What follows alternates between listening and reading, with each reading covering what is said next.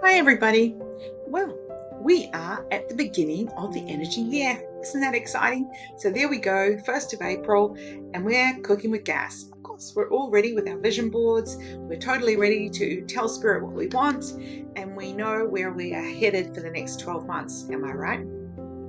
Ooh. So that is the intention. And what Spirit says is by knowing this and by sort of feeling like I am somewhat ready, whatever the somewhat looks like to you. So just trusting that you are somewhat in the space to be moving and using each day of April as your guinea pig for the rest of the 12 months. Know that in yourself and trust that you have this knowledge and awareness and you are wanting to work with Spirit. Start with that, okay?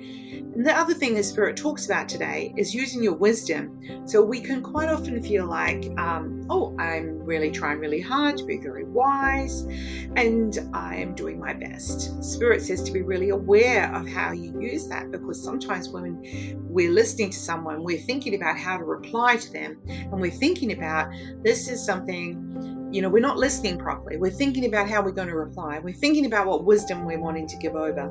So Spirit is wanting for you to work with people, not talk to people. So when you are engaged in a conversation where someone is downloading some experience that they're having and they're perhaps looking for your input and to supporting them, Spirit says to just hold still when they finish talking, so just completely let them finish what they want to say, and then bite your tongue on the inside or the outside, whatever, or just pause and look thoughtful for 3 seconds, right? And then start to answer if you feel it's necessary. So you can trust yourself that you will know whether your participation in the conversation is really required or not.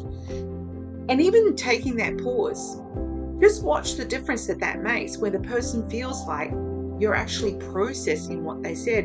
And they may want to fill the gap and keep talking. And actually, quite often that can be really useful for them to figure out their own stuff and you haven't had to say anything. So this is a part of the wisdom process. So today Spirit is wanting you to recognize that wisdom, being wise, can be quite precarious, because we can jump in and feel like we've got the answers for everything. Do we need to give the answers to everything? Okay? So Spirit's like, just hold your tongue for 3 seconds and then continue. Okay? Just allow yourself to pause before you give your 5 cents worth. And this is a part of the journey into your new year. And we're into the journey into our new year because we're all in this together. Okay, I'm going to pick 3 cards. You know the deal. The left, the right, and the middle. Lefties. We've already had this one out of this pack, but it's such a cutie patootie. Like, the person is hiding under the little blanket or sack or whatever it is. They're like, oh my God, I do not want to see what is happening. And I think that as we are in this Mercury retrograde, we are kind of feeling like we don't want to be seen, we don't want to be heard. We're a little bit afraid that something bad is about to happen. I don't know why there's this impending doom type feeling as well. But Spirit is encouraging you to, it's okay to withdraw for a minute, but also recognize that you know the answers. And when you pause, then you are able to stand up and speak. And again, like I said yesterday in the reading, that this, or recently in the reading, that these swords are hanging in the air. So Spirit is just like magically leaving them there. They're not going to get you. They're not going to come for you. You're safe. And Spirit wants you to know that. You're safe, because Spirit will always protect you. Righties. I did shuffle. I swear to God. We got the star again.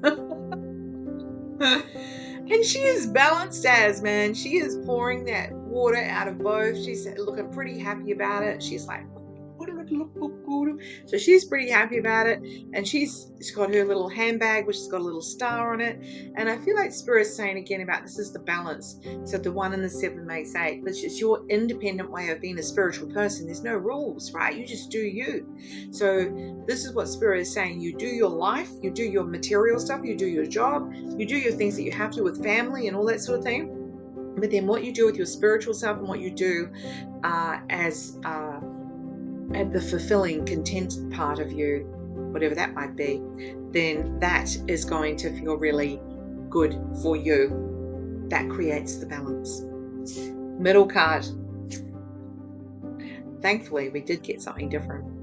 We got the Magician, right? So here she is. She has all the things that she needs. She has the cups, she has the wand, the cup, the pentacles, the sword. She has everything that she needs right in front of her. She just has to reach for it, right? She's reaching for what she needs, and she's able to achieve what she wants. And I love the hat. It's kind of like little sparkly bits under the hat. Kind of feels like the universe is inside, the universe is in here, and the universe is helping us to have that awareness of where we're going and what we're doing. And this is the number 1 card in the Major Arcana, and it's about being your unique individual self, and that's not necessarily complying with what other people want from you. And I always think of this as kind of like the Merlin card. You are the creator of the magic in your life. All right, so see how you go. Enjoy your day.